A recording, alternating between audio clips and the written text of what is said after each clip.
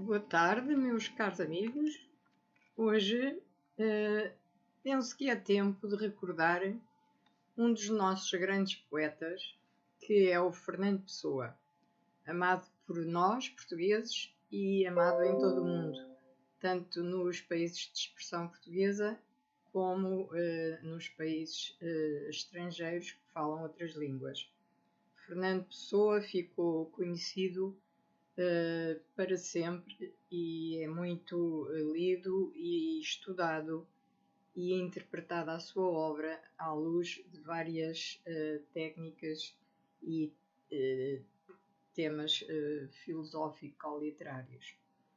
Eu estou a extrair, e portanto, de um livro que a edição é do Círculo dos Leitores, algumas palavras do editor Richard Zenit, que nos diz que Fernando Pessoa, portanto, desde tempo, numa tábua bibliográfica, publicada em 1928, dividiu as suas obras literárias em duas categorias, ortónimas e heterónimas. Rejeitou classificá-las como autónimas e pseudónimas, visto que a obra pseudónima é do autor em sua pessoa, salvo no nome que assina. A heterónima é do autor fora da sua pessoa. Não explicou a diferença entre a obra autónima e ortónima, mas podemos deduzir por analogia que a primeira seria do autor em sua pessoa, incluindo no nome que assina. A segunda seria do autor fora da sua pessoa, embora utilizando o seu nome real, orto, que quer dizer reto, ou como aqui, verdadeiro. A biografia do ortónimo, ou seja, daquele que escreve em nome de Fernando Pessoa, seria mais ou menos idêntica à do próprio Pessoa, nascido em Lisboa em 1888, educado na África do Sul, portanto com a capacidade de escrever em português e inglês, residente em Lisboa a partir de 1905, nacionalista a seu modo, esotérico a seu modo, geralmente solitário e angustiado sempre. Muito haveria para dizer e explicar sobre a obra deste grande autor português, mas eu penso que estar a aprofundar, não numa aula, mas aqui num direto do YouTube, seria alongar-nos demais.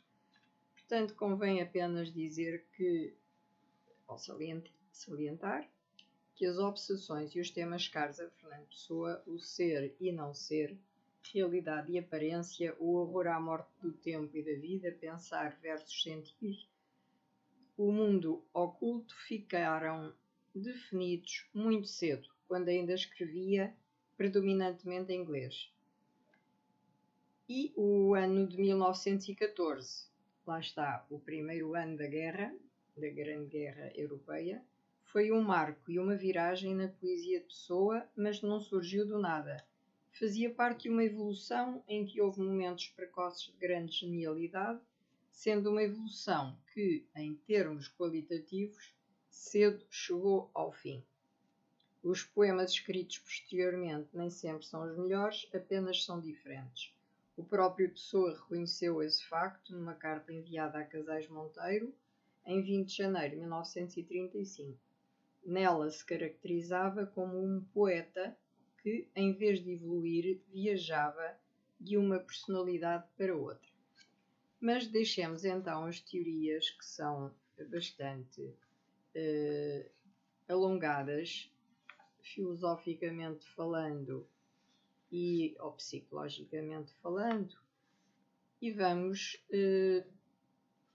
fixar-nos em alguma poesia, ou digo, leitura de alguma poesia do autor.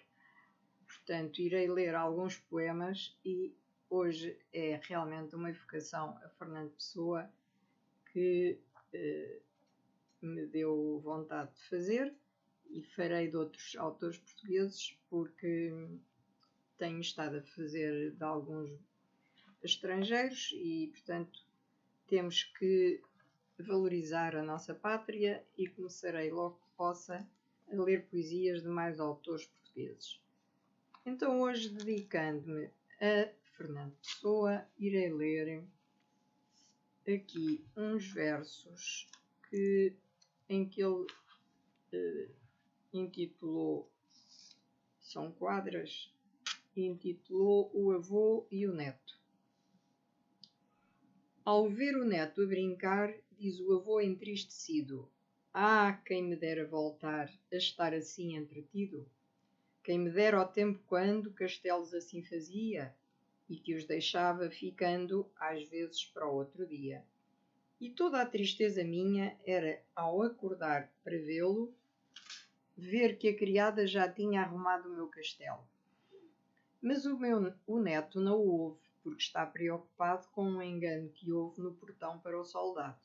E enquanto o avô cisma, e triste lembra a infância que lá vai, já mais uma casa existe, ou mais um castelo cai. E o neto, olhando afinal e vendo o avô chorar, diz: Caiu, mas não faz mal, torna-se já a arranjar.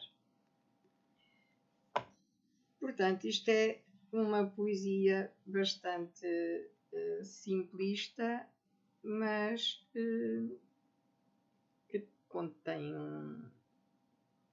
digamos que um sentimento de alguém que já numa certa idade sente alguma felicidade ao brincar com o neto, mas vê que se está a aproximar de uma idade muito mais afastada dele, mas tem o apoio desse neto que vem dar-lhe uma palavra de carinho para o animar. Portanto, há mais quadras e autopsiografia do poeta em algumas delas, como esta, em que ele diz que o poeta é um fingidor, finge tão completamente que chega a fingir que é dor, a dor que deveras sente. E os que leem o que escreve na dor lida sentem bem, não as duas que ele teve, mas só a que eles não têm. E assim nas calhas de roda, gira a entreter a razão, esse comboio de corda que se chama o coração.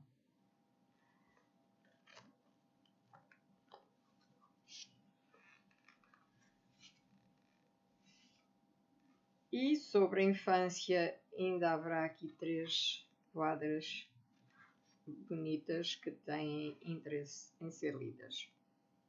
Guardo ainda como um pasmo em que a infância sobrevive metade do entusiasmo que tenho porque já tive. Quase às vezes me envergonho de crer tanto em que não creio. É uma espécie de sonho com a realidade ao meio. Girassol do falso agrado em torno do centro mudo, fala, amarelo, pasmado, do negro centro que é tudo. E vamos então passar a uma poesia um pouquinho mais séria, que é a que integra a mensagem. Bellum sine bello. Fala-nos do brasão e dentro do brasão ele divide por os campos. Primeiro o dos castelos, segundo o das quinas e depois fala dos castelos. Vamos falar então, ou vamos ler então a poesia que é denominada primeiro o dos castelos. A Europa jaz posta nos cotovelos, de oriente a ocidente jaz fitando, e toldam-lhe românticos cabelos, olhos gregos lembrando. O cotovelo esquerdo é recuado, o direito é em ângulo disposto. Aquele diz Itália onde é pousado, este diz Inglaterra onde, afastado, a mão sustenta em que se apoia o rosto. Fita com olhar esfíngico e fatal o ocidente futuro do passado. O resto com que fita é Portugal. Segundo, o das quinas. Os deuses vendem quando dão. Compra-se a glória com desgraça. Ai dos felizes, porque são só o que passa. Baste a quem basta o que lhe basta, o bastante de lhe bastar. A vida é breve, a alma é vasta, ter é tardar. Foi com desgraça e com vileza que Deus ao Cristo definiu, assim o opôs à natureza e filho o ungiu. Agora, se lermos mais uns versos que têm como antetítulos castelos, e primeiro o título é Ulisses, poderemos então falar sobre o mito é o nada que é tudo, o mesmo sol que abre os céus. É um mito brilhante e mudo, o corpo morto de Deus, vivo e desnudo. Este que aqui aportou foi por não ser existindo, sem existir nos bastou.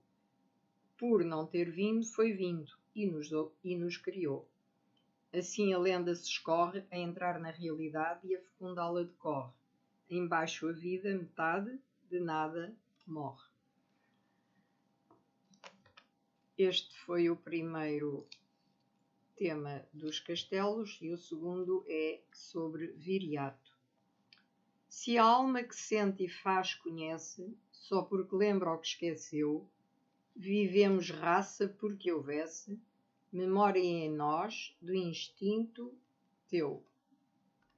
Nação porque reencarnaste, povo porque ressuscitou.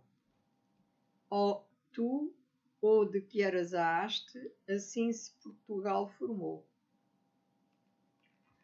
Teu ser é como aquela fria luz que precede a madrugada e já o ir a ver o dia na antemanhã, confuso nada. O terceiro dedica-se ao Conde Dom Henrique e os versos são muito breves, é apenas o seguinte: todo começo é involuntário, Deus é o agente, o herói a se assiste, vário e inconsciente. A espada em tuas mãos achada, teu olhar desce. Que farei eu com esta espada? Ergueste-a e fez-se. Depois há vários outros versos sobre Dona Tareja, Dom Afonso Henriques, Dom Dinis, Dom João I, e depois, quando entramos nas quinas, a primeira é dedicada a Dom Duarte, rei de Portugal, e diz assim, aliás são só 2 tercetos. Meu dever fez-me como Deus ao mundo, a regra de ser rei almou meu ser, em dia e letra escrupuloso e fundo. Firme em minha tristeza tal vivi, cumpri contra o destino o meu dever, inutilmente, não, porque o cumpri. A segunda dedica-se a Dom Fernando, infante de Portugal.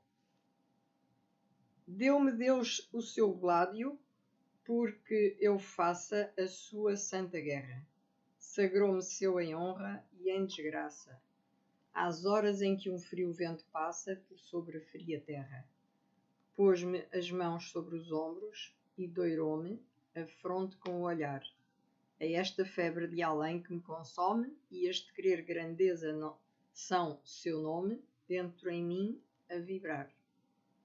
E eu vou, e a luz do gládio erguido dá em minha face calma. Cheio de Deus não temo o que virá, pois venha o que vier, nunca será maior do que a minha alma.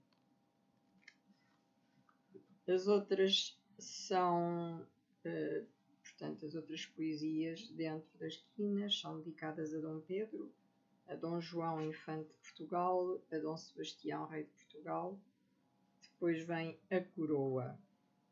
A coroa fala-nos de Nuno Álvares Pereira. Que auréola te cerca? É a espada que volteando faz que o ar alto perca seu azul negro e brando? Mas que espada é que erguida faz esse salo no céu? É a Excalibur ungida que o rei Artur te deu? Esperança consumada, São Portugal em ser, ergue a luz da rua espada para a estrada se ver.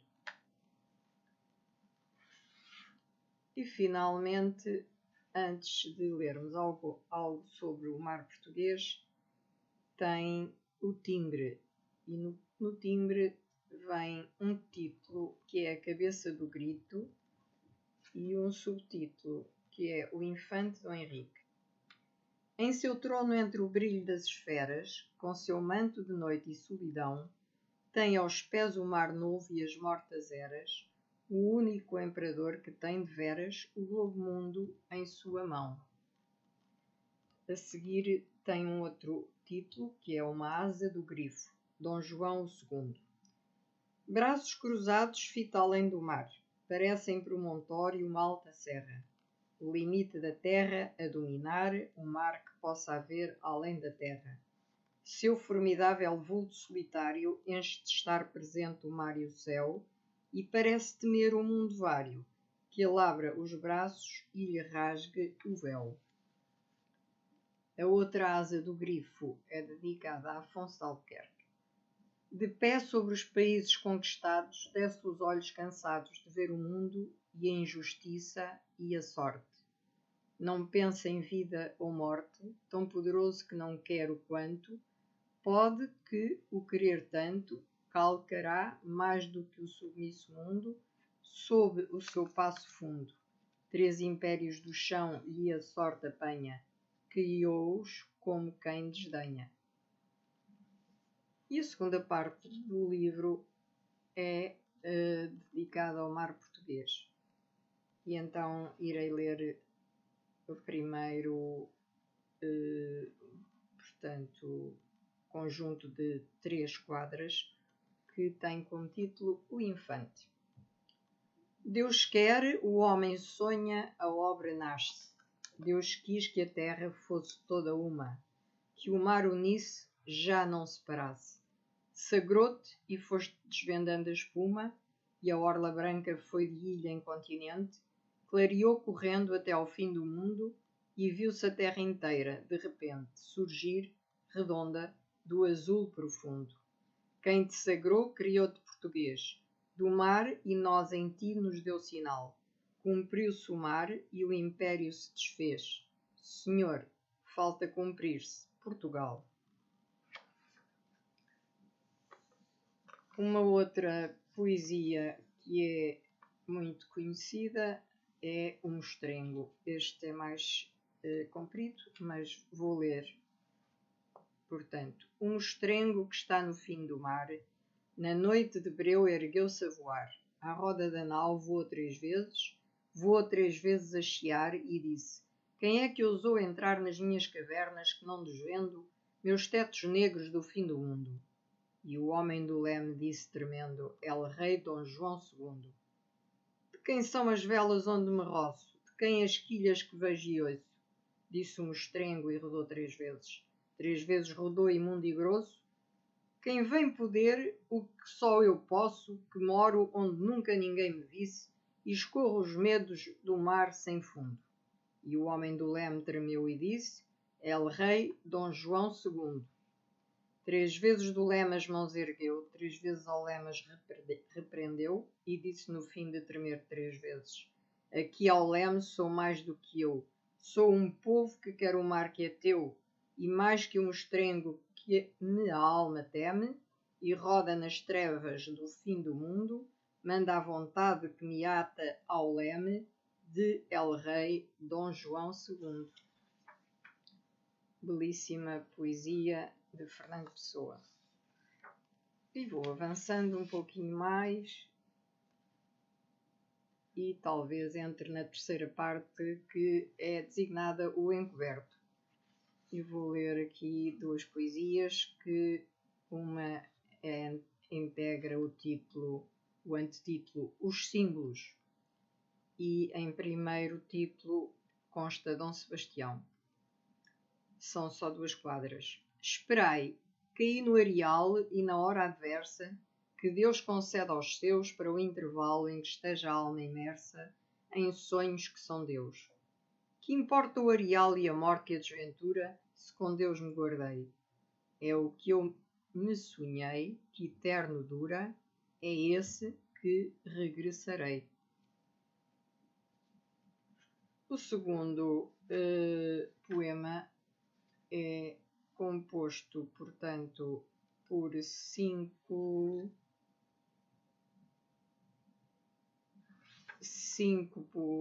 digamos que, decassílabos. 1, 2, 3, 4, 5, 6. 5 estrofes que têm cada uma 5 versos. Portanto, vou ler o que se intitula O Quinto Império. Triste de quem vive em casa, contente com o seu lar, sem que um sonho, no erguer de asa, faça até mais rubra a brasa da lareira a abandonar. Triste de quem é feliz, vive porque a vida dura, nada na alma lhe diz, mais que a lição da raiz, ter por via a sepultura. Eras sobre eras se somem no tempo que em eras vem. Ser descontente é ser homem, que as forças cegas se domem pela visão que a alma tem. E assim, passados os 4 tempos de ser que sonhou, a terra será teatro do dia claro, que no atro da erma noite começou. Grécia, Roma, Cristandade, Europa, os 4 se vão, para onde vai toda a idade, quem viver a verdade, que morreu Dom Sebastião. Terceiro é o título é O Desejado. Onde quer que entre sombras e dizeres, jazas remoto, sente-te sonhado e ergue-te do fundo de não seres para teu novo fado. Vem Galás com pátria erguer de novo, mas já no auge da suprema prova, a alma penitente do teu povo à Eucaristia nova. Mestre da paz, ergue teu gládio, ungido, Excalibur do fim, em jeito tal, que sua luz ao mundo dividido revele o santo grau. E passarei o encoberto e vou dar, digamos que um salto para uma poesia que tem como título Reminiscência e subtítulo O Capitão, o Contramestre, o Mar. É bastante alongada, mas acho que tem interesse ler esta poesia. Pelo menos estamos a recordar o nosso grande poeta e a passar uma tarde, creio que agradável, a ouvir as palavras deste grande poeta e mestre, porque também foi escritor, não foi só poeta, e tem conhecimentos de vária natureza e, portanto, uma cultura bastante diversificada, e a influência da língua inglesa e dos conhecimentos que apreendeu via Inglaterra e porque esteve na África do Sul, embora bastante jovem, mas tudo isso que ele foi depois aprofundando trouxeram à poesia portuguesa muita riqueza. E então vou ler. Reminiscência, o capitão, o contramestre, o mar. Azul ou verde ou roxo, quando o sol o doura falsamente de vermelho, o mar é áspero, casual ou mole, é uma vez abismo e outra espelho. Evoco, porque sinto velho, o que em mim quereria mais que o mar, já que nada ali há por desvendar. Os grandes capitães e os marinheiros, com que fizeram a navegação, jazem longínquos, lúgubres parceiros do nosso esquecimento e ingratidão. Só o mar, às vezes, quando são grandes as ondas e é de veras mar, parece incertamente recordar. Mas sonho, o mar é água nua, serva do obscuro ímpeto distante, que como a poesia vem da lua, e uma busca o abata e outra o levante. Mas por mais que descanse sobre a ignorância natural do mar, presinto-o vagamente a memorar. Quem sabe o que é a alma? Quem conhece que alma há nas coisas que parecem mortas, quando em terra ou nos mares nunca esquece? Quem sabe se no espaço vácuo há portas? Ó sonho, que me exortas a meditar assim a voz do mar, ensina-me a saber-te meditar. Capitães, contramestres, todos nautas, da descoberta infiel de cada dia, acaso vos chamou de ignotas flautas a vaga e impossível melodia? Acaso o vosso ouvido ouvia qualquer coisa do mar sem ser o mar, sereias só de ouvir e não de achar?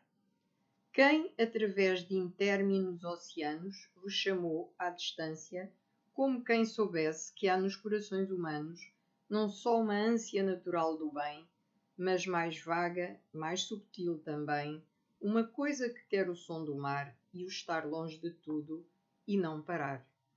Se assim é, e se vós e o mar imenso são qualquer coisa, vós por o sentir e o mar por o ser, disto que penso, se no fundo ignorado do existir há mais alma que a que pode vir à tona vã de nós, como há do mar, fazei-me livre, enfim, de o ignorar. Dai-me uma alma transposta de argonauta. Fazei que eu tenha como capitão ou contramestre ouvidos para a flauta, que chama ao largo o nosso coração. Fazei-me ouvir como a um perdão, numa reminiscência de ensinar, o antigo português da voz do mar. Vibra Clarim é já uma outra poesia também muito bela que eu tinha selecionado, mas que também é alongada e não sei se vale a pena estar a ler. Mas pronto, eu penso que será importante ler mais um pouquinho de Fernando Pessoa. A chamada é, portanto, o título. Vibra clarim cuja voz diz que outrora ergueste o grito real, por Dom João, mestre da Viz e Portugal. Vibra, grita aquele austo fundo, com que impeliste como um remo em El Rei Dom João II, o império extremo. Vibra sem lei ou com lei, como aclamaste outrora em vão o morto que hoje é vivo, El Rei Dom Sebastião.